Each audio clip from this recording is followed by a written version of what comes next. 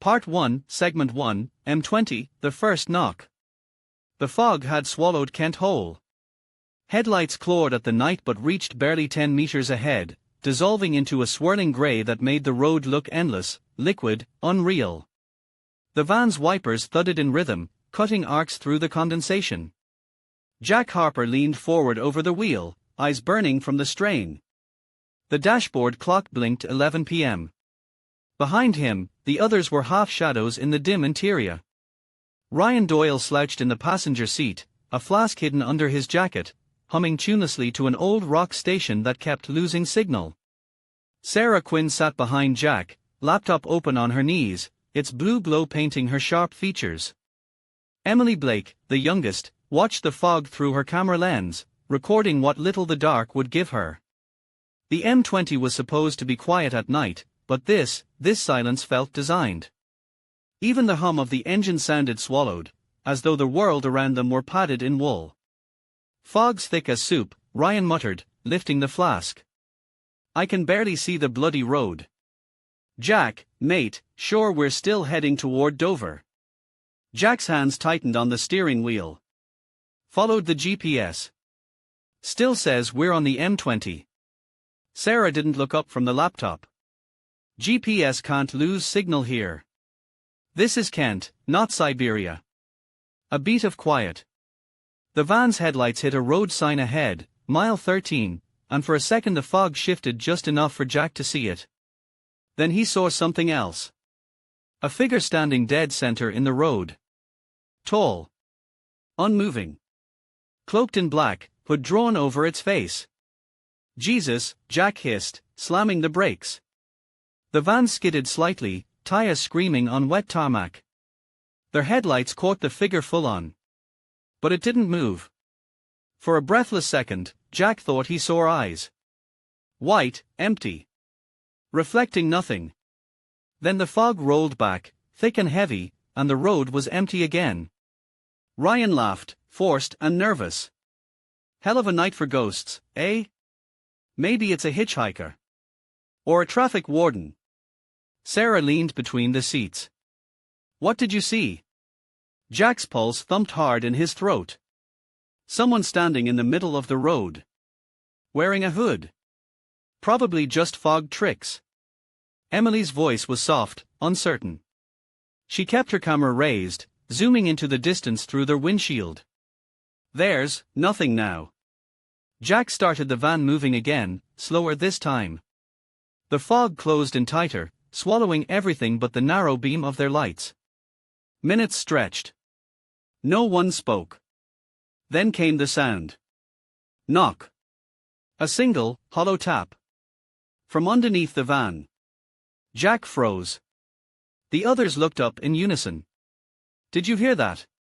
Emily whispered. "Probably a stone," Ryan said quickly. "Kicked up from the tires." The second knock came, sharper, closer. Metal against metal. From directly under Ryan's seat. Knock. Sarah shut the laptop, eyes wide. "That wasn't a stone." Ryan forced a laugh, but it came out thin. "Maybe the exhaust's loose. Or, hell, maybe it's rats." Jack kept driving, his jaw clenched. The fog thickened until the edges of the road disappeared. They could have been driving through nothing. Knock. The third sound wasn't louder, but it came with a weight that made everyone in the van flinch. A pressure, like the air had dropped. The dashboard clock flickered, 23:01, 11 p.m., 23:01, glitching in a loop. Emily lowered her camera slowly. "That was under us," she whispered. "Like someone tapping from beneath." "Don't start," Ryan snapped, twisting in his seat to check the back. "No one's under the van. We'd have noticed." "Would we?" Sarah murmured. Jack's eyes stayed on the road. The white lines wavered ahead like faint echoes, leading into nothing. "We'll stop at the next service area," he said. "Check the undercarriage. Probably something loose." But deep down, he didn't believe it. The fog broke briefly as they passed through a low valley. Moonlight spilled across the fields in flashes, revealing trees warped by the wind and half-collapsed fences. A billboard appeared on the roadside, its surface cracked and peeling. Emily raised her camera and took a photo. When the flash went off, the others saw it too, for the blink of a second, a shape standing beside the billboard. The same dark hood, the same stillness. Then gone again. Sarah leaned forward, voice low. "Jack. Pull over." "No," Jack said, too quickly. "We have to see. No one's out there." His shout cut through the van, harsh and raw. The silence after was worse. Ryan shifted uncomfortably. "Maybe it's a prank, yeah? Locals screwing with drivers. There's loads of stories about this road." Emily's camera screen flickered to life, showing the photo she'd just taken. The billboard, the field, and behind it, faint but unmistakable, a dark figure facing the van. "Is that?" Sarah began. "Reflection," Jack said sharply. "That's all." But the word felt empty. The fog returned thicker than before. The van moved through it like a submarine through black water. Headlights seemed to illuminate the mist from within, creating strange shapes, shifting patterns. Sarah whispered, "You ever hear of the Highway 13 legend?" Ryan groaned. "Not the ghost story, please." "I'm serious," she said. "People say there's a stretch of road across Europe, changes routes every decade. Connects motorways that shouldn't connect. M20's one of them. 13 miles of it." Jack said nothing. "They say," Sarah continued softly, "that anyone who hears 3 knocks on the road never makes it home." Emily closed her eyes. "Sarah, stop." Ryan chuckled without humor. "Then we're screwed, yeah? Guess we're the lucky ones." But when the road sign for Dover, 22 miles flashed past, everyone turned instinctively toward the sound that came next, a faint scrape, almost human, from beneath the van. Jack tightened his grip on the wheel. "We're not stopping. Not until we're off this motorway." The fog thinned near a bridge. In the distance, orange highway lamps glowed faintly like fireflies. Relief flickered in the cabin as Jack accelerated. Then the lights ahead blinked, all at once, and went out. Total darkness. For 2 seconds, nothing but the hum of the engine and the faint click of the hazard lights. Then, out of the black, a new light appeared. Headlights. Single pair. Motionless. Facing them from the opposite lane. Jack's stomach dropped. "Another car," Ryan said, squinting. Their headlights didn't move. Didn't flicker. Jack slowed the van. The distance closed, 50 meters, 30, 10. It wasn't a car. Just the lights, hanging in midair. Floating, steady, like eyes.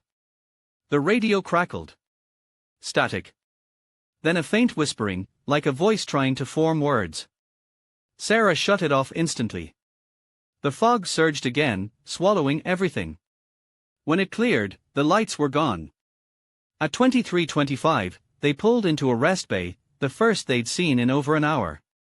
The lamps there were dead, but the white line markings glowed faintly in their headlights. Jack killed the engine. Silence fell. Ryan exhaled and climbed out, muttering, "Gonna prove it's just metal rattling." He crouched beside the van, flashlight beam wobbling across wet asphalt. "See? Nothing weird. Wheels fine. Exhaust fine." He tapped the underside with his boot. "Empty. Just a..." The sound cut him off. Not a knock this time. A dull thud from deep inside the chassis. Like something had shifted. Ryan stood slowly, looking at Jack through the fog. "You heard that?" Jack nodded.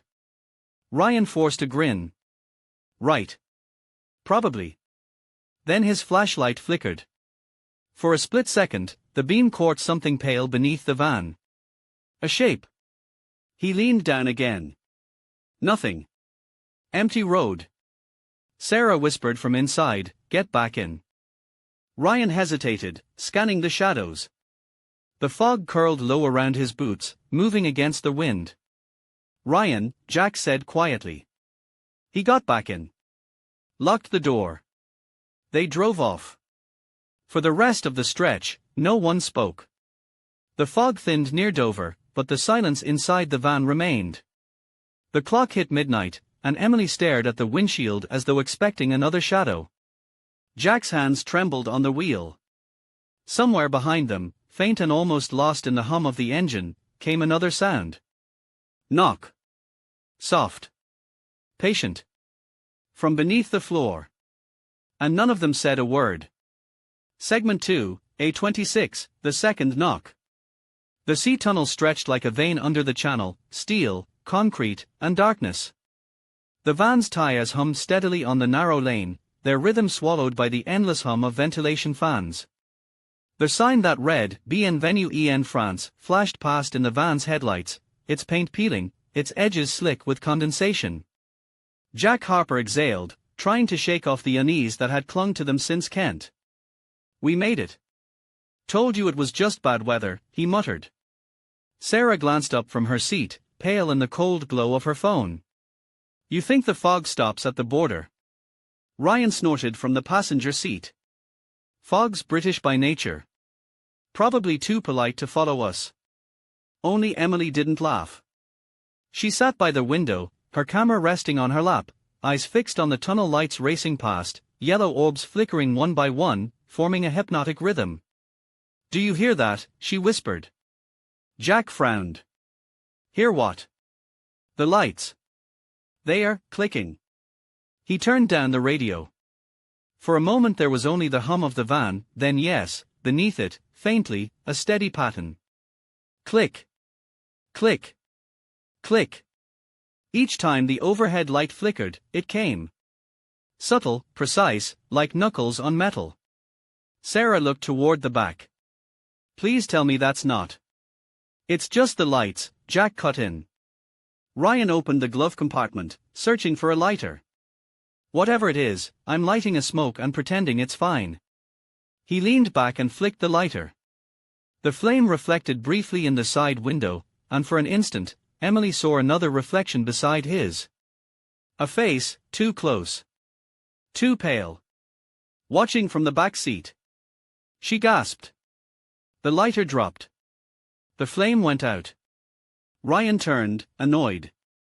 What? Someone was. Emily stopped. The seat was empty. Just shadows and the faint hum of the tunnel. Sarah looked at her sharply. What did you see? I thought. I saw someone behind you. Ryan twisted around, scanning the back. That's it. No more ghost stories.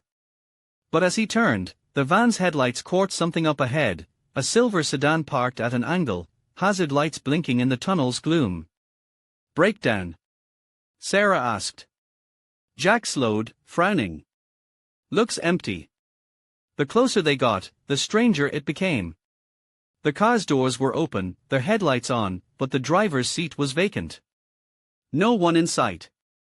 Jack edged around it carefully, eyes narrowing. Weird place to leave a car. As they passed, Emily's camera shutter clicked. She took a single photo out of instinct.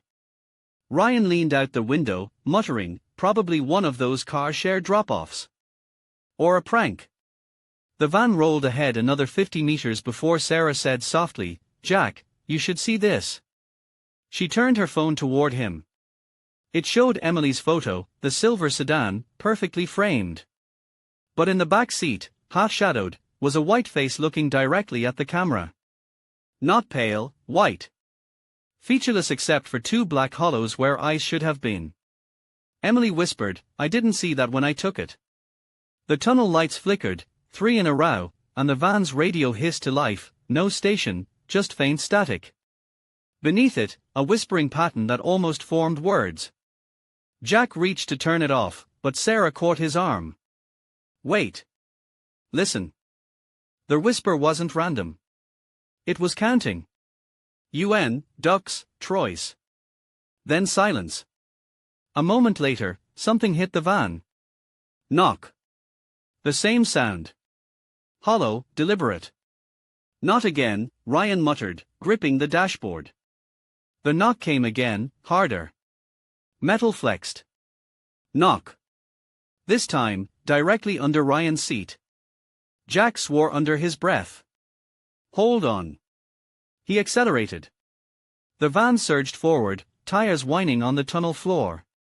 The lights above flickered faster, chasing their movement like a strobe. Sarah clutched the seat. You can't outrun sound. Then we outrun the tunnel. Jack snapped. The knocks came faster, like a heartbeat. Knock, knock, knock. Emily pressed her hands over her ears. The dashboard clock flickered again, freezing at 1:15. The van burst out of the tunnel into open air, a flood of cold wind and drizzle. For a moment, everyone breathed, the pressure lifting. Then the third knock came, softer this time. A final echo. Knock. Their headlights caught the sign ahead, A26, Reims. They were in France. The rain came heavier now, pattering against the windshield like static. The road stretched ahead in twin white lines disappearing into darkness. They passed a rest area, lights flickering, vending machines glowing dimly through glass, and kept going. Ryan leaned back, rubbing his temples. You know what I think? That thing under the van's some piece of junk rattling loose since Dover. Bet we're dragging half of England with us. Sarah shot him a look. And the voice counting in French? Is that also loose metal? Ryan didn't reply. Emily scrolled through her photos again. Every image looked normal until the one from the tunnel, the white face. She zoomed in. The resolution warped slightly, but she could swear the mouth was open now. She blinked, zoomed out, the mouth was closed again. She turned off the camera. At a service station outside Arras, they finally stopped. A fluorescent canopy buzzed overhead, insects orbiting the lights. The place was empty, a coffee machine humming inside the darkened shop, a single car abandoned by the pumps. Jack checked the fuel gauge. Half a tank. We'll fill up, grab coffee, move on. Sarah nodded, stepping out to stretch. The air smelled of rain and diesel. Emily lingered by the van, clutching her camera. The fog had followed them even here, curling low around the tires. She lifted the camera for a quick shot, the lot, the pumps, the road. When the flash fired, something reflected back, faintly, in the mirror of the station's glass door. A dark silhouette standing right behind her. She spun around. Nothing there. Sarah emerged from the shop with 2 coffees. Everything okay? Emily forced a smile. Yeah. Just tired. Jack was at the pump, staring at something on the van's side panel, faint scratches, like fingernail marks, running in arcs. Probably bushes, Ryan said quickly when he saw Jack's expression. From the road. There weren't any bushes in the tunnel, Sarah said quietly. Jack didn't answer. He finished refueling, slammed the cap shut, and climbed in. As they pulled away, Emily looked through her lens one last time. The photo she'd just taken, the one of the service station, now showed something impossible, the white-faced figure standing inside the van, behind Ryan's seat. She dropped the camera. The road wound upward toward the dark hills. The rain softened to mist, and the headlights caught a dozen glimmering shapes, road signs in French, arrows pointing to nowhere. The van's tires hummed like a heartbeat. Ryan tried to laugh again, but it came out flat. You ever think this trip's cursed? Jack, tell me again why we didn't just fly. Jack's knuckles whitened on the wheel. Because we had to deliver the cargo. What cargo? Sarah asked. Jack didn't answer. The back of the van was locked tight, and no one but him had the key. They drove in silence. When the next sign appeared, Reims 85 kilometers, Emily saw something else beside it, another vehicle in the rearview mirror. Black SUV. No lights. Jack, she whispered. Someone's following us. He checked the mirror. Probably another truck. No, she said. No headlights. Just, there. Jack squinted. Nothing but darkness. Sarah turned around. The road behind them was empty. But the moment she faced forward again, the rear window flickered, reflection of a single headlight blink. Emily whispered, "I think it's the same one from the tunnel." Jack said nothing. His jaw clenched. The rain came again, harder. At 1:45, the radio flickered on by itself. No static this time, just a single, repeating sound. Knock. Knock. Knock. Each one slow, deliberate, echoing through the speakers. Ryan slapped the dashboard. Bloody thing's possessed.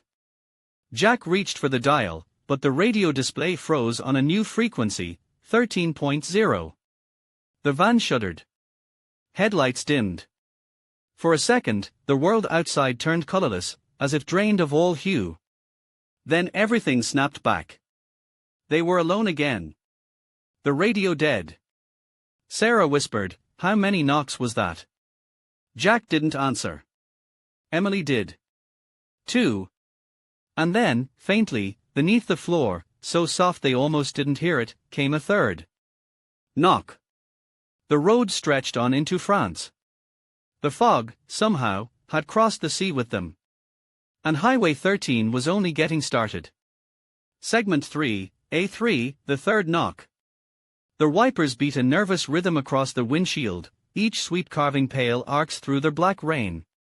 The Autobahn signs glowed ghost green in the downpour, Köln 38 kilometers, Rasplatz Heidi 5 kilometers, and then vanished again into darkness. The van pushed on at 60, engine droning like a heartbeat muffled under wet cloth. Ryan had rolled down his window to smoke, but the rain slapped it shut in seconds. His cigarette hissed out between his fingers. "I swear this weather's chemical," he muttered, wiping his sleeve across the glass. Sarah stared out at the streaming light trails. "It's acid rain in this region. Industrial fallout from the Rhine." "Great," Ryan said. "Add that to our list of curses." Emily watched them through her camera's viewfinder, recording silently. The lens kept fogging, the condensation catching the reflections of the dashboard lights. She wiped it again and again, as if afraid to stop seeing. Jack drove without speaking. His eyes were locked ahead, tracing the faint glow of the lane markers as if they were the only real things left. The clock on the dash blinked 3 o'clock exactly, and stayed there, frozen. They pulled into the rest area when the gauge hit empty. The place looked abandoned, a concrete island surrounded by dripping pines, its fluorescent lamps flickering under the rain. The vending machines hummed weakly through the glass of a dark cafe. Jack parked beside the fuel pump, killed the engine, and for the first time in hours, the silence pressed in. No engine noise. No radio. Just rain whispering on metal. Ryan climbed out first, pulling his jacket tight. 5 minutes. "I need air." "Don't wander," Jack warned. "Yeah, Dad." Sarah followed, stretching her legs, scanning the forest beyond the rest area. The mist there wasn't natural, it clung in bands, curling low across the asphalt, moving as though pulled by breath. Emily stayed inside, camera still on, recording through their windshield. The lens adjusted to the dim light, framing Ryan's silhouette as he walked toward the rest stop sign. The letters were smeared, the map beneath blistered by moisture. He tapped the metal pole idly with his knuckles. Knock. The sound rang sharper than it should have. Sarah turned. "Ryan." He frowned, tapping again. Knock. Something answered from under the van. A single echo, deep and hollow. Ryan froze. "Jack, that you?" Jack stepped out, torch in hand. "What now?" "Thought I heard." The echo came again, louder this time, a metallic pulse through the ground. The puddles rippled outward in concentric rings. Jack swept the torch beneath the chassis. Nothing. Just dripping water, black rubber, shadow. He crouched lower. Maybe resonance from the fuel tank. Ryan smirked uneasily. Yeah. The haunted fuel tank of Köln. The joke fell flat. The rain thickened, hissing on metal like static. Sarah's phone buzzed once, though there was no signal. On the screen, a notification flashed and vanished before she could read it, 3 dots, like an unfinished message. She pocketed it quickly. Jack stood, Rain slicking his hair flat. Let's refuel and go. Ryan handled the pump while Jack checked the tires. Sarah went inside the cafe. The automatic door wheezed open to darkness, the vending machines were the only light, humming softly. Shelves half-stocked, coffee cups on the counter as if someone had just left. She stepped closer to the machine, pressed a button. The mechanism whirred, and stopped. The cup dropped but nothing poured. Behind her, faintly, a man's voice, "Are you alone?" She turned sharply.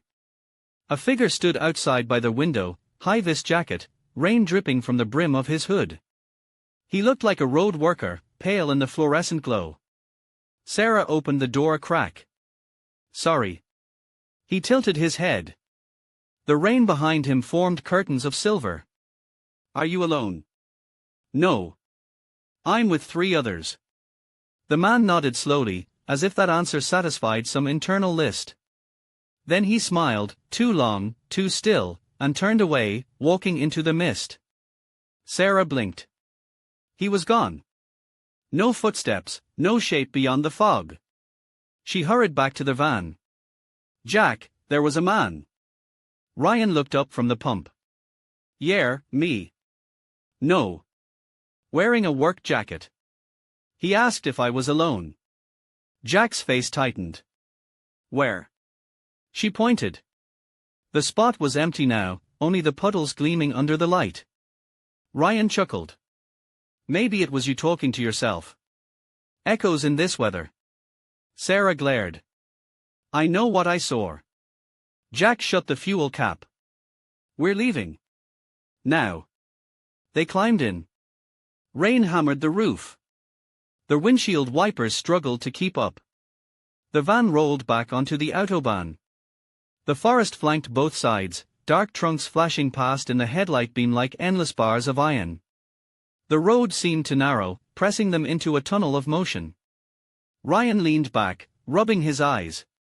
"Could use a drink. Feels like we've been driving for days." "It's been one night," Sarah said. He laughed softly. "Longest night of my life." Emily lowered her camera. "Ryan, can you check the floor under your seat?" He frowned. "Why?" "Just, please." He sighed, bent down, flipped the mat. "Nothing but metal and dirt." "See?" "Fine." Then, from the speakers, faint feedback. A hiss. Jack turned the radio dial. "Dead channels." Sarah whispered, "Don't." Too late. The hiss cut out, replaced by a rhythmic sound. Knock. Knock. Knock. 3 beats. Slow, deliberate. Ryan froze halfway upright. "It's the bloody exhaust again." "Ryan," Emily began, but he'd already unbuckled. "Enough of this." He crouched down, pulling at the carpeted panel between the seats. "Something's loose." "I'll fix it." Jack reached out. "Ryan, leave it. Relax."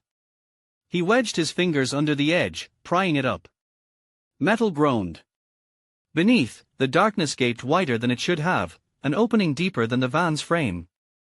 A gust of cold air spilled out, carrying the scent of damp earth. Ryan leaned closer, squinting. "What the?" Something moved inside.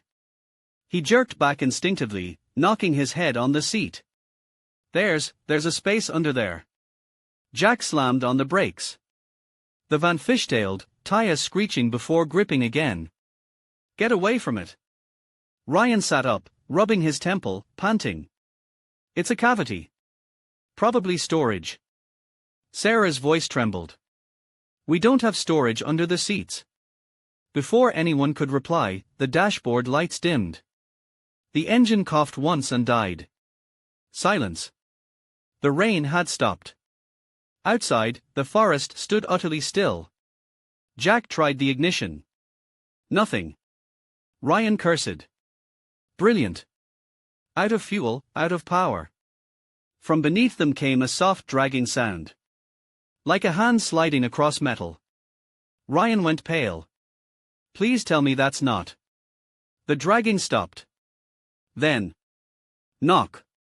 He stared down at the open panel. Something glimmered faintly below, wet, white, and moving. Sarah whispered, "Jack, start the van." "I'm trying." Ryan leaned closer despite himself, voice small. "Is someone under there?" The darkness shifted. The shape tilted, catching the light, a reflection, maybe, or a trick of water. Two faint hollows where eyes would be. Ryan jerked back with a shout. "Something's in there." The van shuddered once, as if something struck from below. The roof vibrated. Jack turned the key again. The engine coughed to life. Seat belts. The van shot forward, fishtailing across the slick road before straightening. The open panel slammed shut from the force.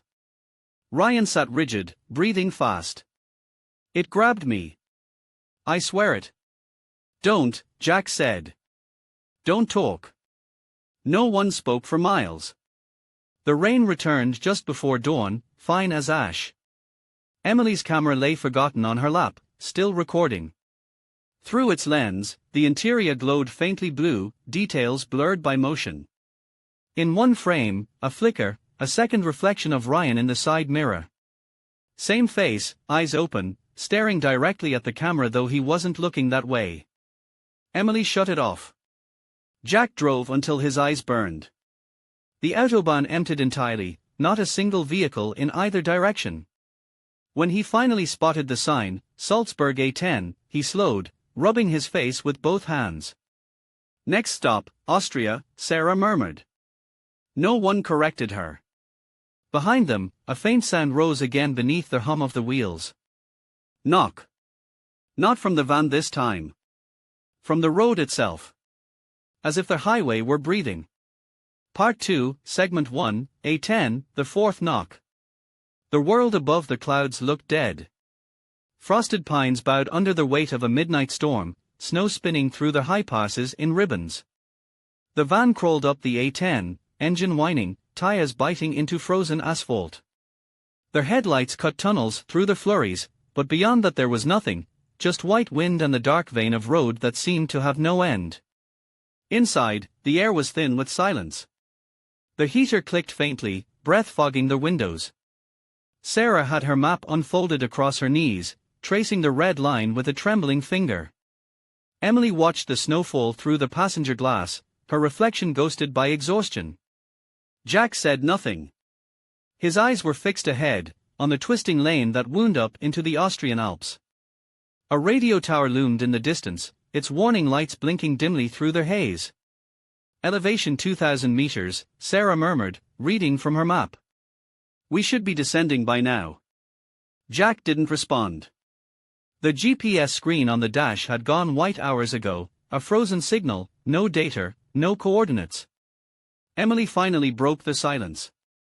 "Doesn't it feel like the roads, looping? Like we've passed this stretch before?" Ryan's empty seat beside her glared back like an accusation. Sarah's voice was quiet. "The A10 doesn't loop." "It does now," Jack muttered. The van curved along a ridge. To the left, a sheer drop vanished into fog, to the right, black forest climbed the slope. For a moment, Jack saw movement among the trees, long shadows pacing the van's speed. He blinked, and they were gone. He reached for the radio out of habit, though it hadn't worked since France. The dial spun freely, landing on dead air. For a heartbeat, a faint hum rose through the speakers. A heartbeat sound. Knock. Knock. He turned it off immediately. Sarah looked at him sharply. "You heard it too?" He nodded once, eyes still on the road. The silence that followed was worse than noise. The snow eased near Salzburg, though the sky above remained bruised purple and grey. The van passed through a tunnel, its yellow lights casting shadows that seemed to bend the wrong way. Inside the tunnel, Emily began filming again. The lens caught Jack's face in profile, pale, tight, lit by the faint glow of the dashboard. "Why are you still recording?" Sarah asked. Emily's voice was small. Because I need to know if it's real later. Sarah opened her mouth to argue, then closed it. When they exited the tunnel, daylight tried to break through the clouds, a sickly silver glow that painted the snowfields in shades of grey. Ahead, the road forked. A sign pointed right, Villach 72 kilometers. Another pointed left, A13, Brenner Pass. Jack hesitated. Which one? Villach, Sarah said, double-checking the map. It keeps us south, toward Italy. He turned the wheel. The tires groaned. The black SUV appeared behind them the moment they merged. Emily saw it first, just a shape in the rear mirror, headlights off, matching their speed. Jack, she whispered. He didn't look. I see it. Sarah twisted around. The SUV's outline flickered through the haze, smooth, predatory. It's been following since France. Jack's grip tightened. Or since Dover. Snow spiraled across the windshield. The van's engine strained. The SUV stayed steady, 50 meters back, never gaining, never falling away. Sarah's breath fogged the glass. We could pull over.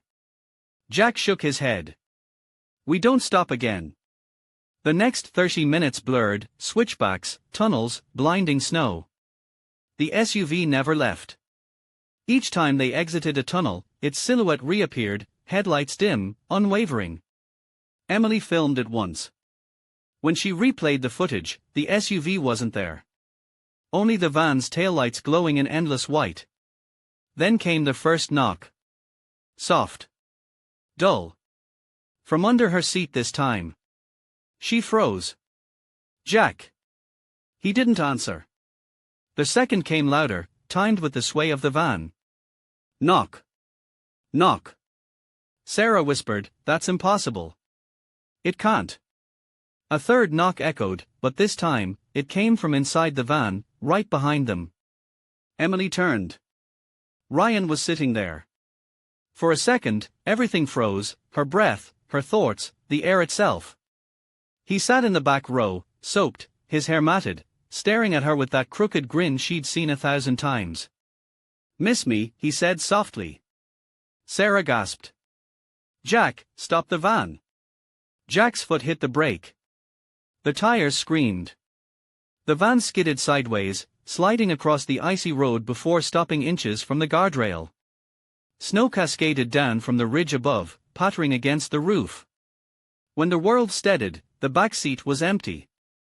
Ryan was gone. They sat for a long moment, the only sound the soft ticking of the cooling engine. Emily's voice broke the silence. He was there. Jack's hands trembled on the wheel. I saw something. Sarah's voice was tight. It wasn't him. It looked like him. Emily shook her head, tears cutting lines through the fog on her cheeks. He spoke. Jack started the van again. We're not staying here. The tires spun before catching traction. As they pulled back onto the road, the SUV behind them flared its headlights for the first time, bright white beams cutting through the snow like blades. Sarah turned. It's closing in. Jack accelerated. The van jolted over ice patches, fishtailing around curves. The SUV kept pace effortlessly. Emily's camera recorded the blur of motion, the howl of the engine, Sarah's hand gripping the dashboard. The speedometer climbed, 100, 110, 120. The SUV's lights vanished. Then they reappeared, ahead of them. Jack slammed the brakes. The van skidded again, tires screaming, stopping just as the black vehicle drifted sideways across both lanes. Its windows were tinted, reflecting nothing. No driver. No license plate. Sarah whispered, "What is this?" The SUV's headlights blinked twice. Then, slowly, it rolled backward into the fog, vanishing like smoke. Jack didn't move. His heart hammered so loudly he could hear it over the wind. We keep driving. The Alps stretched before them like a frozen labyrinth. Every turn felt the same, every tunnel echoed their own engine. Emily checked her footage again, in the frame showing the SUV, a faint outline stood in front of it. A tall figure, wearing a hood, face hidden. She didn't tell the others. By 4 o'clock, dawn had begun to bleed into the clouds. The snow lightened to rain, thin and metallic. Steam rose from the road as they descended into a lower valley. Jack's eyes burned from fatigue. Sarah leaned against the window, half asleep. Emily sat upright, whispering into her camera like a confession. We left the tunnel at 1:15. It's almost dawn now. Ryan's dead. But I saw him. I saw his eyes. He said. The microphone caught another sound, faint but rhythmic. Knock. She flinched. Not again.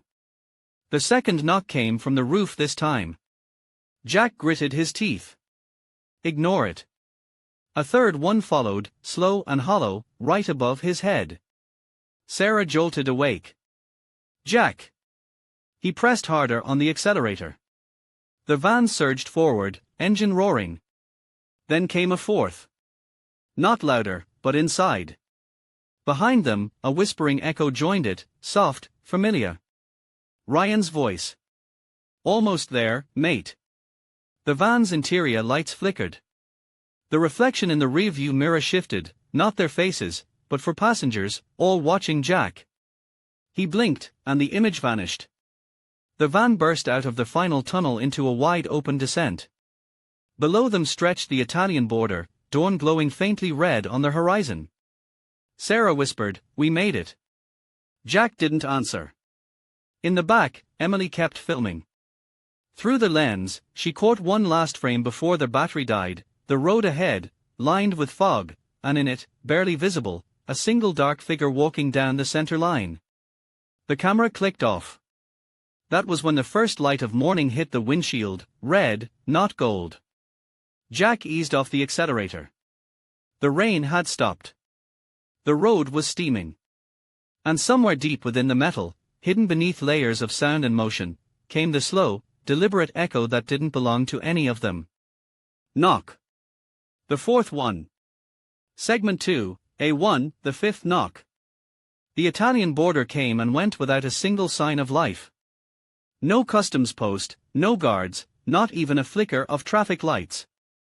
The van rolled through the checkpoint beneath a sagging tricolor flag that stirred once, then hung limp in the wind. The mountains receded behind them. Ahead stretched the A1, a black ribbon running south toward Bologna, its surface gleaming red in the strange dawn. The clouds above glowed faintly like burning paper.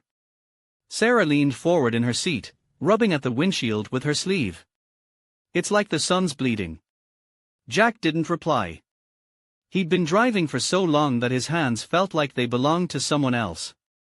The steering wheel vibrated faintly beneath his palms, a heartbeat not his own. Emily filmed through the windshield. The footage stuttered, the horizon overexposed, the sky flashing in bands of crimson and gray. It's not the sun, she murmured. It's the reflection. Something in the air. Sarah frowned. Dust. Or smoke, Jack said. The highway signs all pointed south. Bologna 143 kilometers, Florence 230. Rome 460. But every service exit they passed was dark, every gas station unlit. It was as if Italy itself had shut its eyes. The van's radio blinked a lie for the first time in hours. A voice, faint, distorted, speaking Italian. Sarah turned the volume up. What is it saying? Emily's Italian was limited, but she caught fragments, non fermativi, non guardate indietro. Don't stop, she translated softly. Don't look back. Jack exhaled through his teeth. Good advice. At 6 o'clock, they spotted a service station on the horizon. Its neon sign still flickered faintly through the mist, Station di Servizio Monte Sole. Jack slowed. We need fuel. Sarah hesitated. Do we? He looked at the gauge. Nearly empty. We won't make Bologna without it. The station came into view, 3 fuel pumps, a convenience store, and a single car parked crookedly by the curb. The air shimmered with heat despite the early hour. As the van rolled in, the world fell silent. Even the wind stopped. Jack killed the engine.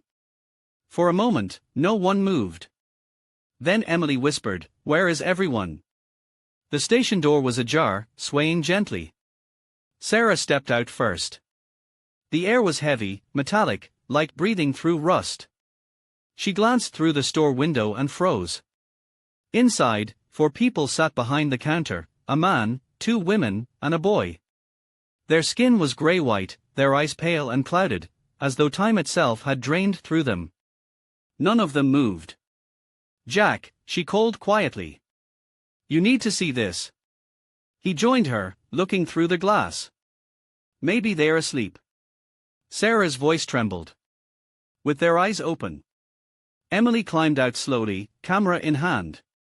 "Don't go in." But Sarah was already pushing the door open.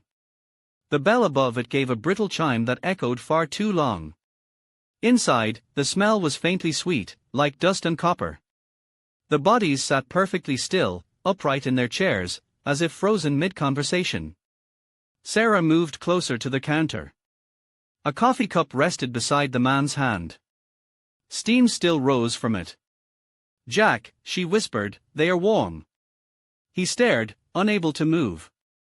Emily stepped inside just far enough to raise her camera. The viewfinder showed more than her eyes could, faint movement in the reflection behind the counter. A shadow, darker than the others, shifting slowly. She lowered the camera. Nothing there. Sarah turned to the others. "We should." A sound cut her off. Knock. Soft. From somewhere inside the store. Jack turned sharply. "Where?" Sarah swallowed. "The stockroom." Knock. This time louder, closer. Emily backed toward the door. "We need to go." Jack hesitated, eyes fixed on the counter. The pale faces stared straight ahead, unmoving. Then, as the third knock came, low and resonant, every one of those faces turned toward him in perfect unison. Their eyes, milky and unseeing, rolled white. Sarah screamed. Jack grabbed her arm and pulled her out through the door, Emily right behind. They ran to the van. Jack fumbled the keys, dropped them, cursed, picked them up again. When the engine caught, all the lights in the station flickered at once. The fluorescent sign above the shop stuttered between white and red. Through their windshield, Emily saw movement in the rear mirror, the boy from inside the store, standing in the road, barefoot, head tilted. His mouth moved soundlessly. Sarah whispered, "He's saying something." Jack hit the gas. The van lurched forward, fishtailing slightly before finding traction. The boy grew smaller in the mirror until he disappeared into fog. The radio turned on by itself again. A voice, this time clear and human, whispered in English, "You heard the 5th knock." Emily covered her ears. "Stop it, stop it." Jack slammed the radio off. The sound continued anyway, not from the speakers, but from somewhere deeper. The metal itself seemed to hum, like it remembered the voice. They drove in silence for miles. The red light of dawn began to fade into washed-out gray. The highway twisted through long, empty plains where trees grew at odd angles, their shadows bending in the wrong direction. Sarah sat with her arms folded, staring at the road ahead. "What if it's following us?" Jack's voice was low. "It's not following. It's waiting." Emily filmed him. His reflection in the lens looked older, the skin beneath his eyes darker, like he'd aged years overnight. "Jack," she said quietly, "what's in the van's cargo?" He didn't answer. Sarah turned to him. "You keep saying we had to deliver it. What is it?" "Just freight." "Freight doesn't come with curses." Jack's grip on the wheel tightened. "Drop it." The road curved into a long overpass. Beneath them, the plains stretched into mist. A single black vehicle glided across the opposite lane, no headlights, no markings. Sarah saw it first. "It's back." Jack's pulse spiked. "Hold on." He pushed the van faster. The engine strained, the tires hissed. The SUV mirrored their speed, lane for lane, silent as glass. Then, without warning, it swerved across the median, cutting straight toward them. Jack jerked the wheel. The van clipped the guardrail, sparks showering into the air. Emily screamed. The SUV skimmed past, missing them by inches, before vanishing into the fog. Sarah clutched her seatbelt. What does it want? Jack's voice cracked. Us. By the time the sky lightened again, the rain had stopped. The road signs became fewer. Every exit led to places not marked on the map. Emily replayed her footage from the gas station. The last frame before they ran, a still of the store's doorway. The hooded figure sat crouched in the open van's cargo bay, hands folded, head tilted upward as if waiting. Her breath hitched. Jack, she whispered, stop the van. He glanced back. Why? Please. Just stop. He pulled over onto the shoulder, the tires crunching on gravel. Emily turned the camera around to show him the screen. His inside. Jack's face went pale. Sarah leaned over. The image was grainy, dark, but unmistakable. The hooded man, sitting motionless among the crates, his face hidden, his hands clasped together as if in prayer. He was there when we left the station, Emily said. Jack opened the cargo hatch before anyone could stop him. The van's rear was empty.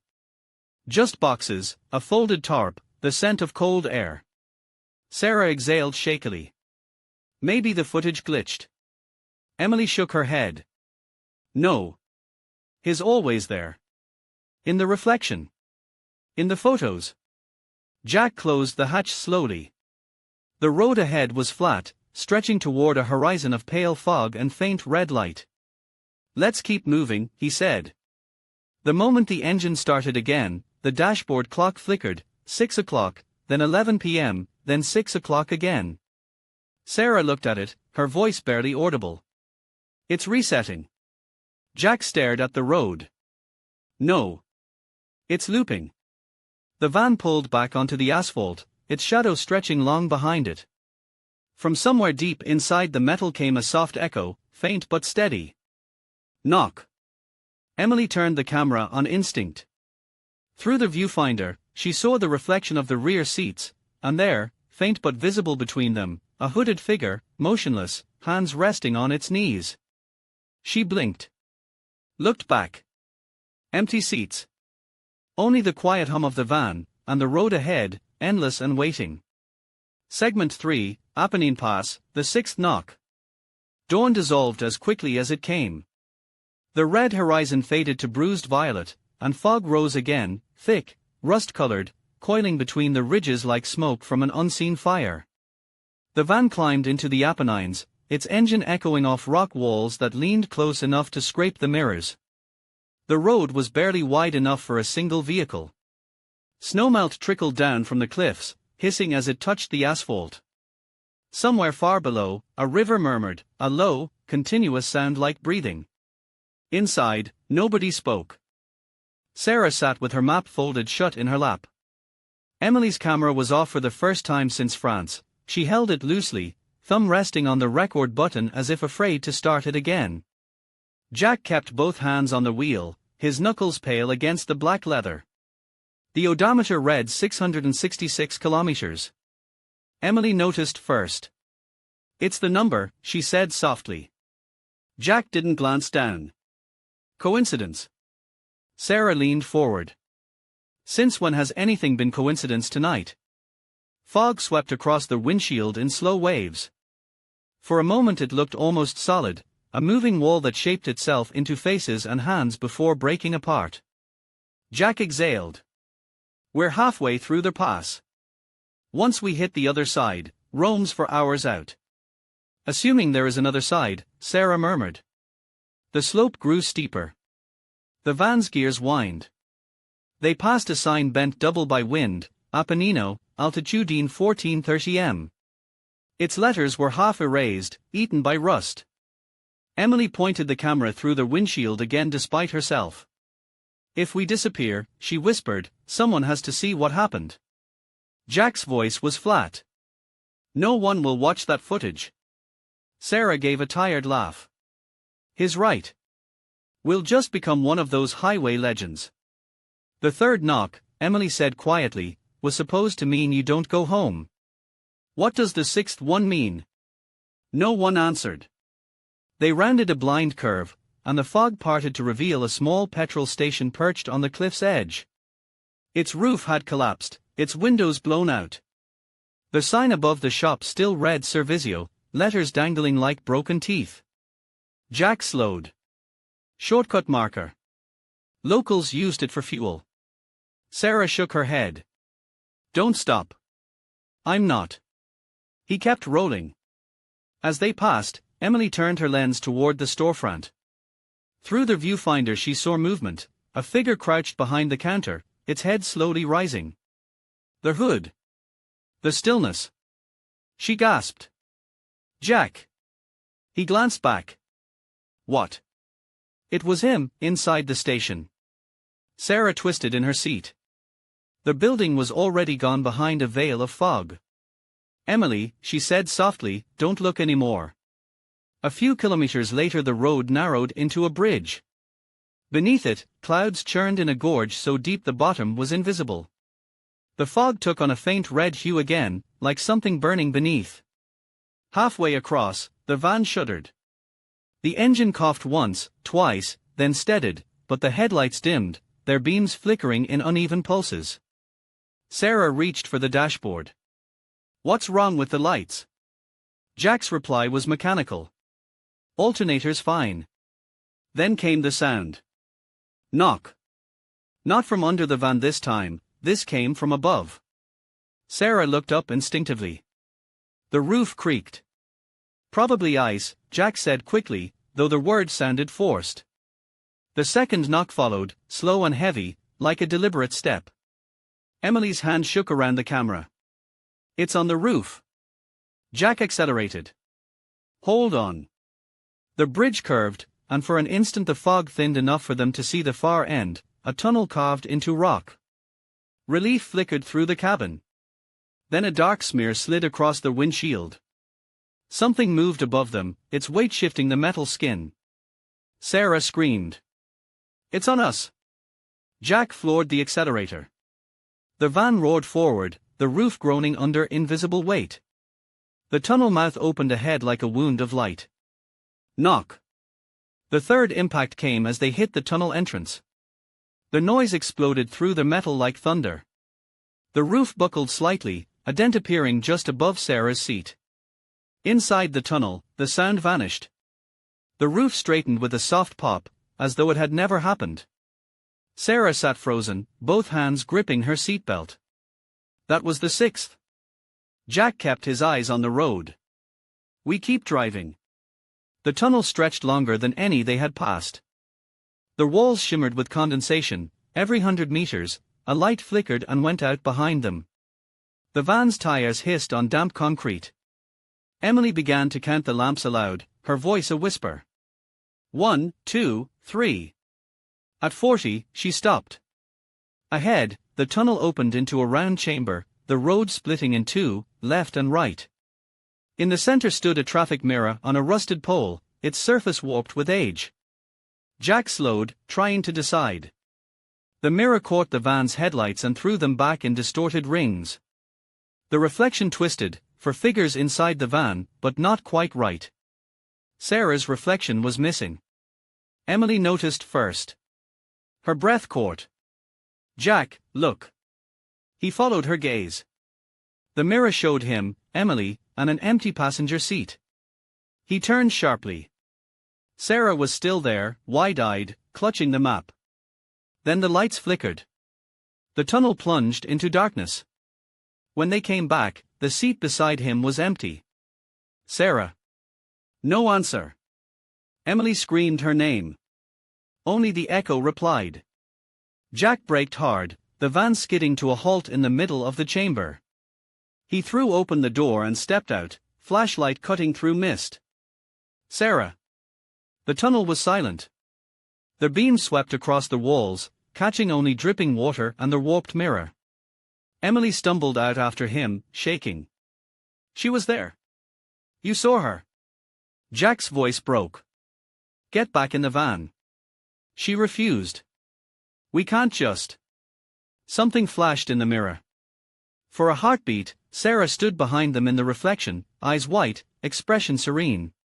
Emily turned. Nothing. The flashlight flickered. When it steadied, the reflection was empty again. Jack grabbed Emily's arm and pulled her toward the van. Now. They slammed the doors. The engine started on the first try. Where is she? Emily whispered. Jack didn't answer. He drove into the left tunnel without looking back. Behind them, the warped mirror quivered once, as if something had touched its surface from the other side. They emerged into open air again at 7 o'clock. The fog had thinned to a dull red haze hanging low over the mountains. The van's paint was streaked with grey dust, the windshield smeared with something that looked like fingerprints. Emily sat motionless, staring at the empty seat where Sarah had been. Her camera hung from her neck, lens cracked. Jack's voice was hoarse. We're almost through the range. She's gone. She's not. Emily looked at him. You saw it too? He didn't answer.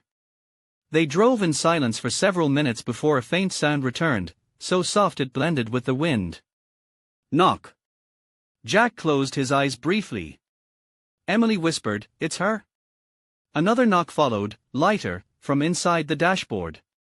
Then another from the rear panels, like someone testing the walls. Sarah. Emily's voice cracked. No reply, only the steady, rhythmic tapping that grew fainter with each repetition until it was indistinguishable from the pulse of the road. When it finally stopped, the van's clock flicked forward by a single minute, 7:01. Jack exhaled. We keep moving. Emily nodded, wiping her eyes. Until when? He didn't answer. The road curved downward, revealing the first lowlands of Lazio far below. The sky ahead was clearing, pale gold spilling through the mist. For a brief moment, it looked like morning might actually come. Then, in the mirror, Sarah's seat shifted, just slightly, as though someone had settled into it. Jack didn't look. Emily raised the camera with shaking hands and pressed record. Through the cracked lens, the figure beside her came into focus, not Sarah, but something wearing her shape, eyes turned toward the window, watching the road that never ended. Part 3, Segment 1, A1, the seventh knock. The road unwound into the plains like a ribbon cut loose from the mountains. Jack and Emily drove without speaking, eyes hollow from exhaustion. The dawn light stretched thin through the mist, tinted in hues of pale copper and violet. Every few kilometers, old service signs flashed past, Bologna Nord 32 kilometers, A1 SUD, Attenzione, Strada Chiusa, warnings half hidden beneath ivy and grime. The radio hummed with static, faint voices slipping in and out like whispers underwater. Emily turned the dial gently, hoping for something human. Nothing but the low, modulated pulse of dead frequencies. Her reflection in the window didn't move quite like she did. When she blinked, it stayed still for half a second longer. Jack noticed. You should rest, he said quietly. I'm fine. You've been awake since France. So have you. He didn't argue. The silence stretched again. Outside, the highway widened. Empty lanes shimmered in morning heat that shouldn't have been there, the air smelled faintly of rust and ozone. The world felt rewound, as though dawn had come before night ever ended. At 6:45, they reached the outskirts of Bologna. The overhead gantries were dark, their digital signs flickering faint red warnings, Autostrada Interrotta. Beyond them, the asphalt was cracked and overgrown. A gas station stood to the left, pumps wrapped in plastic like corpses. Jack slowed the van. Fuel. There's no power, Emily said softly. We'll siphon. He parked beside a faded red pump and stepped out, the air pressing against him like something alive. The silence was absolute, no birds, no wind, no sound of civilization. Only the faint tick of cooling metal from the van. Emily followed, camera hanging at her chest, recording automatically. Her footsteps sounded hollow, almost delayed, as if the sound took longer to catch up. "Jack," she whispered, "this place looks abandoned for years." He nodded toward the convenience store's glass doors. The inside was perfectly preserved, magazines from 2022, an open register, half-empty coffee cups on the counter. Emily frowned. How can dust settle evenly on everything? Even the air feels paused. Jack knelt, attaching a hose to the pump nozzle. "Don't think about it." She looked toward the horizon. The fog from the mountains hadn't lifted, it hovered just above the plains, glowing faintly red, like the reflection of a fire below the surface of the earth. Inside the store, the air was stale, heavy with the scent of old plastic and burnt ozone. Emily moved through the aisles slowly, her camera light cutting through motes of dust. The first thing she noticed was the calendar on the wall behind the counter, June 12, 2022. Same date as today.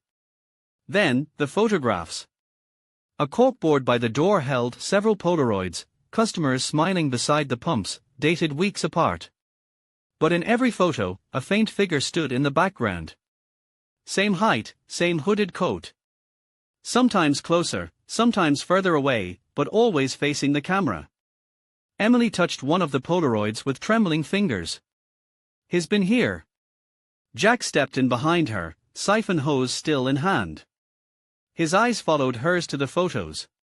"He's everywhere," he said quietly. "Then why us? Why follow us?" Jack hesitated.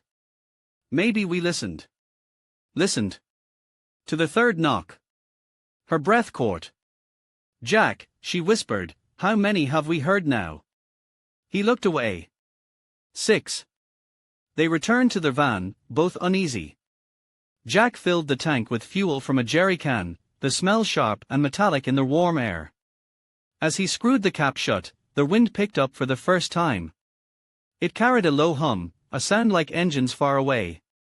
Emily looked toward the highway's curve. A dark shape appeared through the shimmer. Headlights. Jack froze. "Truck?" she asked. He shook his head. "Too low."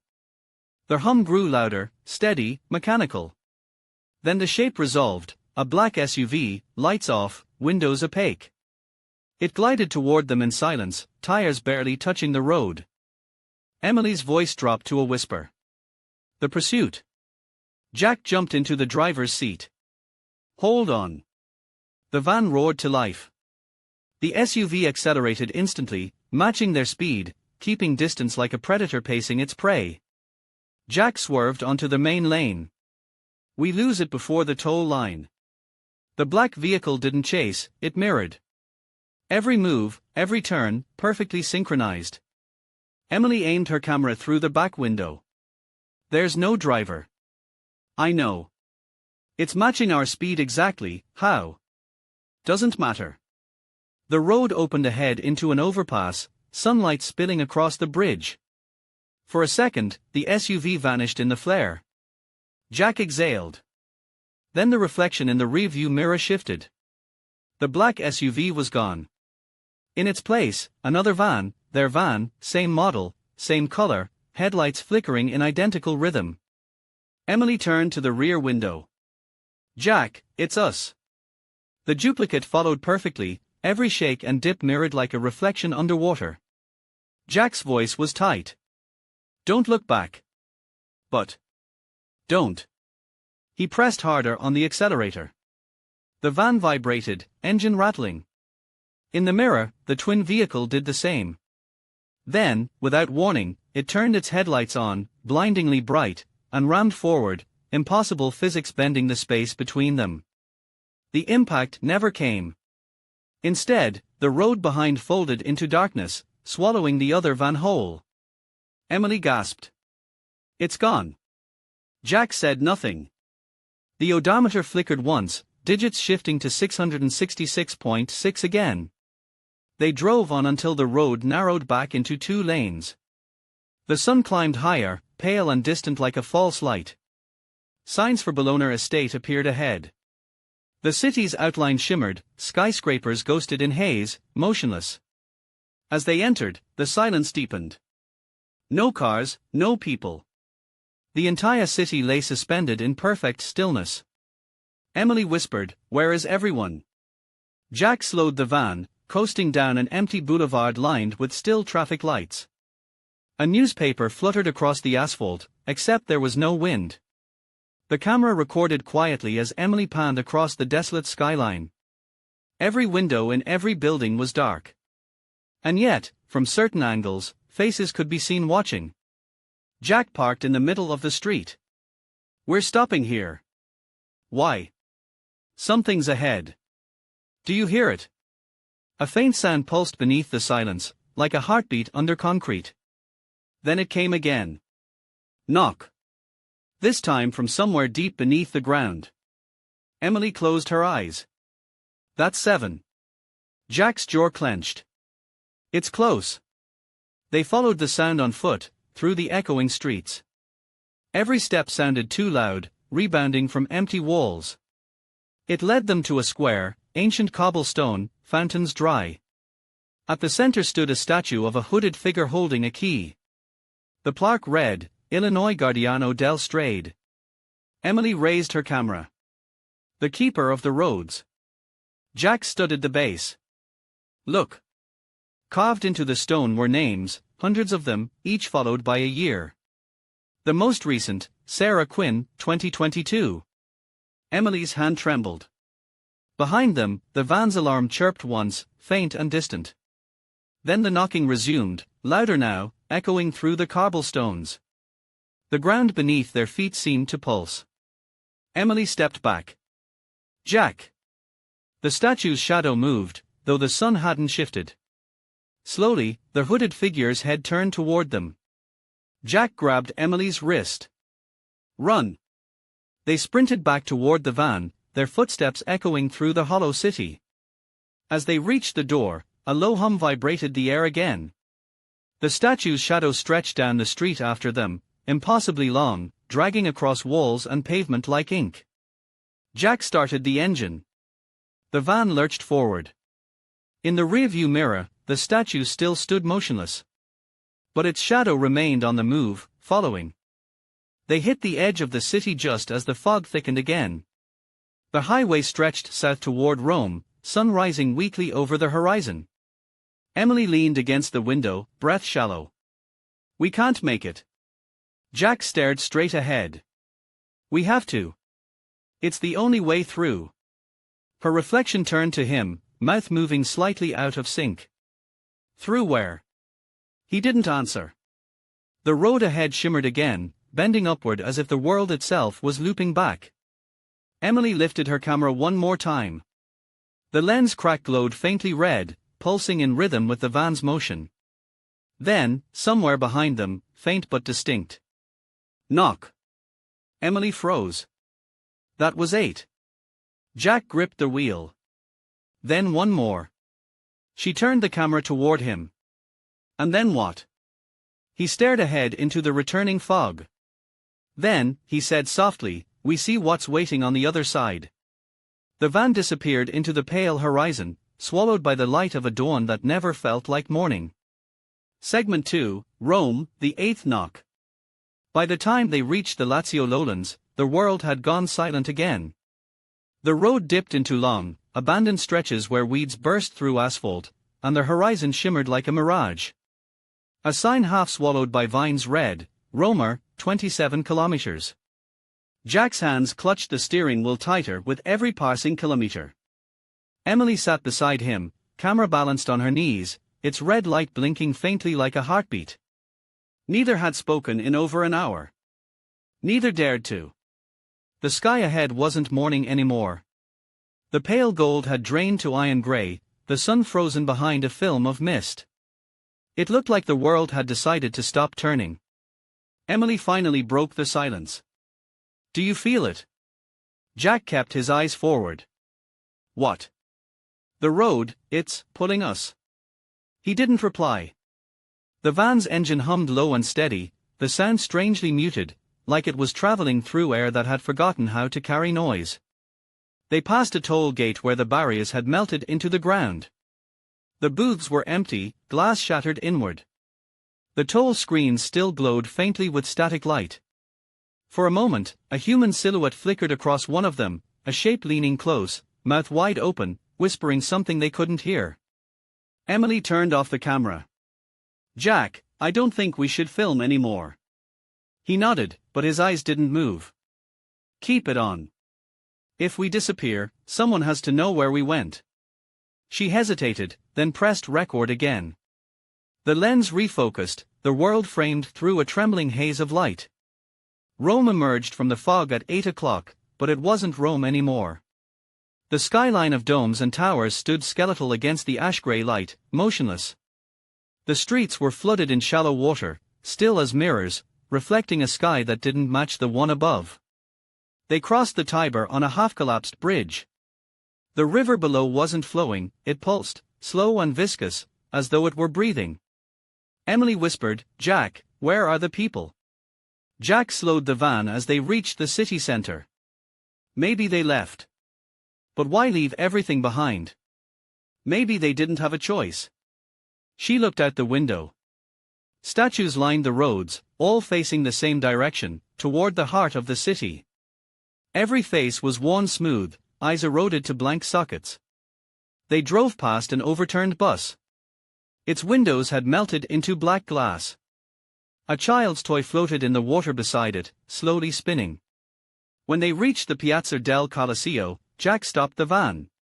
The Colosseum rose before them, half swallowed in fog, arches glowing faintly from an inner light that shouldn't have been there. Emily whispered, "It's waiting." Jack opened the door. "We go on foot." The air outside was heavier, humming faintly with vibration. Each step splashed through thin water that rippled without sound. Emily lifted her camera again, recording the empty streets, the crumbling arches, the slow shift of the fog.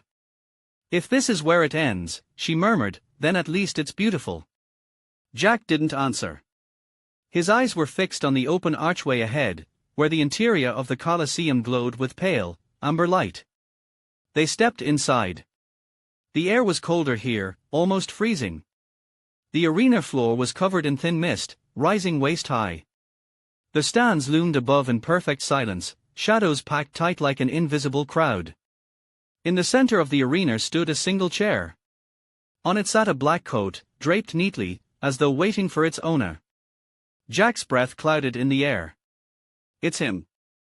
Emily raised her camera, focusing on the chair. The lens trembled. "But where?" Jack turned slowly, scanning the stands. His always one step behind. Their voice came from everywhere and nowhere. "No, Jack. One step ahead." They both froze. The sound wasn't loud, it was smooth, calm, as though it had been waiting a long time to speak. Emily swung the camera upward. The stands were empty. Then the light changed. The amber glow faded, replaced by cold white. Shadows stretched, twisting, until the arena seemed twice its size. On every level of the stands, figures appeared, motionless, wrapped in hooded coats. Hundreds of them. All identical. Jack whispered, "The hooded man."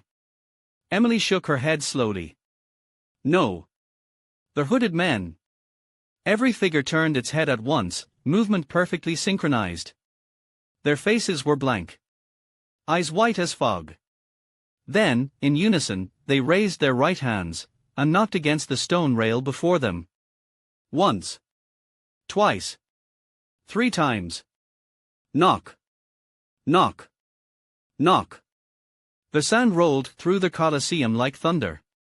The ground trembled. The van outside alarmed faintly, a distant echo. Jack covered his ears. "Stop it." But the rhythm continued, precise and relentless.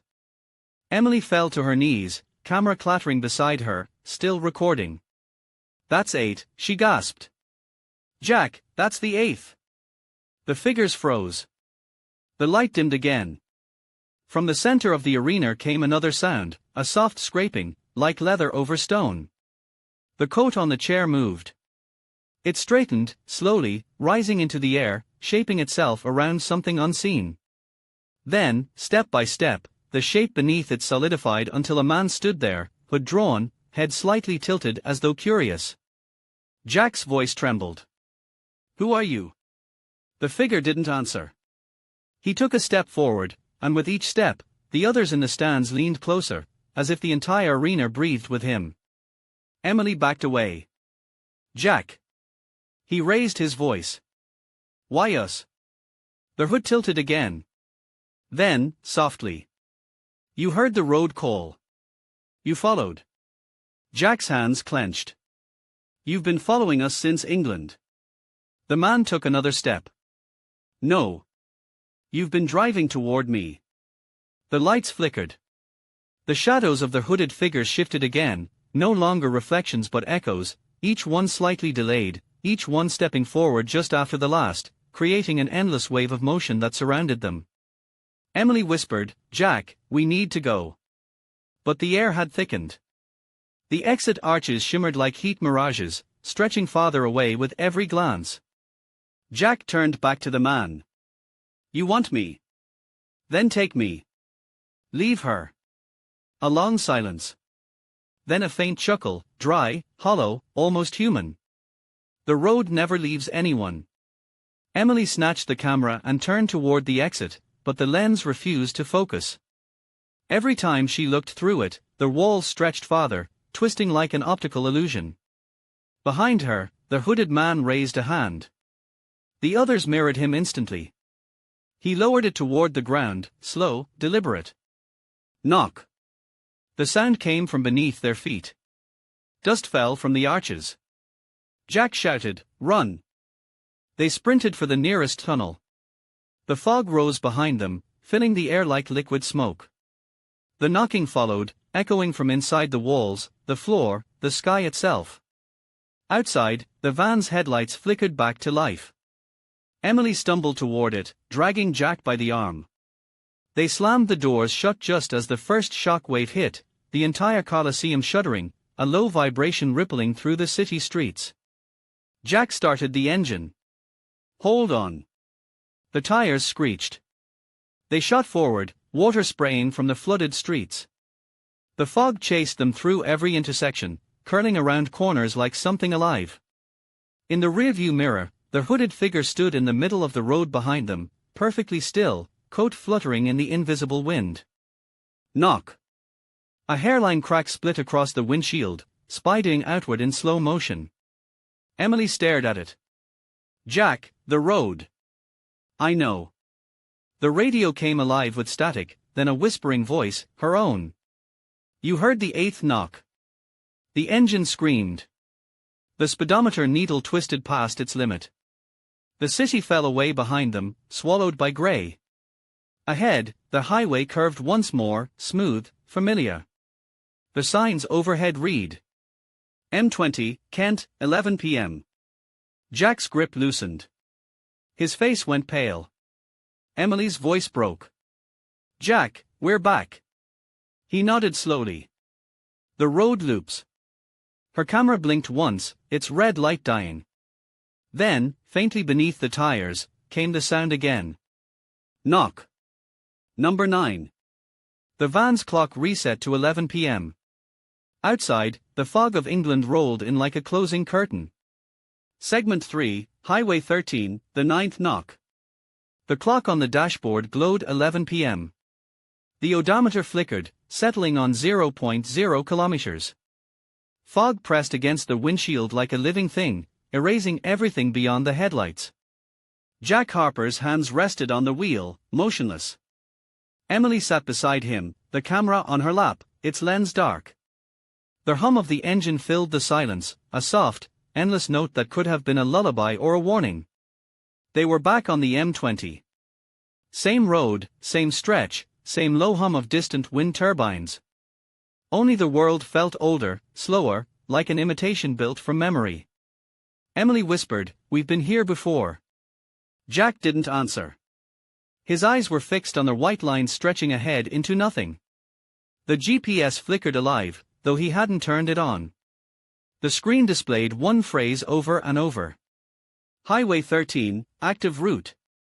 The voice navigation stuttered in a broken female tone. Destination, unknown. Distance, eternity. Emily swallowed. Jack, what does it mean? He pressed his foot on the accelerator. It means we finished the drive. The fog thickened until it looked solid. Headlights illuminated only a few feet ahead. Every few seconds, dark shapes passed at the edge of vision, trees, signs, maybe faces. The van seemed to glide more than roll, the tires whispering across the wet asphalt. Jack kept his focus straight ahead. If we stop, we stay here forever. Emily clutched the camera tighter. Maybe that's better than where it goes. He turned slightly, meeting her eyes for the first time in hours. Would you rather vanish, or remember? I don't know anymore. The sound of the engine shifted, pitch rising, then flattening, as though the road itself was breathing under them. And then came the first echo. Knock. Soft. Distant. From somewhere beneath the van. Emily froze. Jack whispered, not yet. A minute passed. Then. Knock. Louder this time, from inside the dashboard. Her eyes filled with tears. It's counting. He didn't respond. The third came slower, deeper, resonating through the metal like a heartbeat. Jack exhaled through clenched teeth. That's 9. The fog outside turned luminous, faint blue light bleeding through it as if dawn had been buried under the clouds. The GPS blinked off. From the radio came static, then a faint voice. Turn back. Emily leaned forward. Who said that? The voice repeated, clearer. Turn back. She twisted the knob, no station registered, no signal. Just the same voice looping, each time more distorted, more pleading. Jack's knuckles whitened. It's bait. The voice changed suddenly, softer now, familiar. Sarah. Jack, it said, you can still stop. Before it finishes. He slammed the radio off. Don't listen. Emily's lip trembled. She's dead. He shook his head. No. The road keeps them. Her voice cracked. Then what does it keep us for? Jack didn't answer. They drove for what felt like hours. The dashboard clock never moved. Then the fog parted. The highway opened into a long straight stretch bordered by black trees. In the distance, faint yellow lights shimmered like a city, but the horizon curved upward, impossibly, looping back over itself. Emily gasped. It's the same road. He nodded. It never ends. As they drew closer to the lights, the world began to flicker, frames skipping, like a film reel unraveling. The same signs reappeared, mile 13, then mile 13, again and again. Jack tightened his grip on the wheel. We're at the center. The fog outside started to pulse in rhythm with the knocks. Knock. Knock. Knock. Each one louder, clearer, closer. Emily turned the camera on. The lens flared red, then stabilized. Through it, the world looked sharper, too sharp, edges glowing faintly with light. Jack, she whispered, I think it's showing me what's really there. Don't look too long. But she did. In the lens, she saw the road behind them, lined with figures. Dozens, hundreds, all hooded, all standing perfectly still. Each one pale beneath the light, eyes white, hands raised as though waiting for permission to move. She gasped, lowering the camera. The view through her own eyes was empty. They are behind us. Jack said nothing. He accelerated. At 23:13, the van's headlights flickered out. The world became shadow and silence. Jack tried the switch, nothing. The dashboard glowed faintly, numbers shifting without rhythm. Emily whispered, what now? We drive blind. Jack. Trust the road. The fog pulsed again, faint blue-white veins spreading through it like cracks in glass. Shapes moved within it, slow, floating, neither near nor far. Emily pressed her forehead to the window. I see them. Jack's voice was steady now, distant. Don't speak to them. She looked closer. Through the mist, faces drifted by, familiar, like reflections in water. Sarah. Ryan. Even herself, pale and still. Each one turned as the van passed, mouths opening in unison. Jack, she breathed, they are mouthing something. He didn't reply. Their faces opened their mouths wider, silent screams forming shapes in the fog. Then the glass of the window fogged over completely, erasing them. Ahead, the highway lights flickered on, tall lamps stretching into the sky, each one humming faintly. The light they cast wasn't white but soft crimson, washing the road in a dreamlike glow. At the far end of the stretch stood a single figure. The hooded man. He faced them, motionless, his coat rippling though the air was still. Jack eased his foot off the accelerator. This is it. Emily's breath hitched. What happens if we stop? He stared ahead. We find out. The van rolled to a halt a few meters away. The man didn't move. Jack opened the door and stepped into the red light. The air outside was warm and heavy, filled with the low hum of unseen engines. Stay here, he said. Emily's voice was small. Jack, don't. He looked back once, offering the faintest smile. Maybe if I face him, it ends. Then he walked forward. The hooded man waited in silence. As Jack approached, the air around him began to distort, light bending, sound warping, every motion stretched thin. Jack stopped 2 meters away. You've been following us. The hood tilted. You drove here. Why? Because you heard the knock. What happens when it ends? The figure took a step closer. The ground beneath him rippled, black reflections spreading outward like oil. Then the road remembers. Jack's jaw clenched. Take me. Let her go. For the first time, the figure smiled, or at least, the fabric of the hood shifted like something underneath was smiling. You already gave her away. Jack turned sharply. The van was gone. Only fog. Emily stood where it had been, camera in hand, face pale under the crimson light. Jack, she whispered. He ran toward her. But with every step, the distance grew. The light folded around him, the road stretching like elastic. The knocking began again, faster, louder, all around him. Knock. Knock. Knock. Knock. Knock. Knock. Knock. Knock. He shouted her name. The sound never reached her. The light shattered. When Emily opened her eyes, the van was parked on the shoulder of a foggy road. The dashboard read 11 p.m. Jack was gone. Her camera sat on the passenger seat, still recording. She picked it up, pointing it toward the empty road. The GPS flickered once, Highway 13, active. She pressed record and whispered, her voice shaking. This is Emily Blake. If anyone finds this, we never left. The road doesn't end. It remembers us. Outside, the fog pulsed faintly.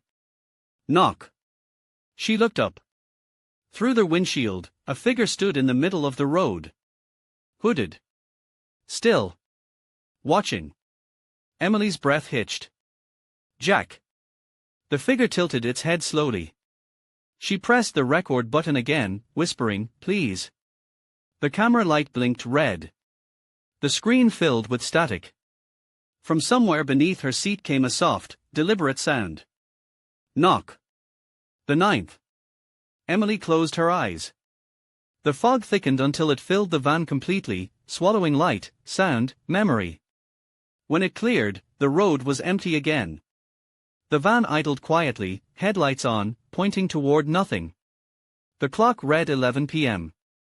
The odometer, 0.0 kilometers. And at the edge of the fog, a new sound began. Distant at first, then closer, then all-encompassing. The first knock. The screen fades to black. White letters appear, faint and pulsing. Highway 13 never ends.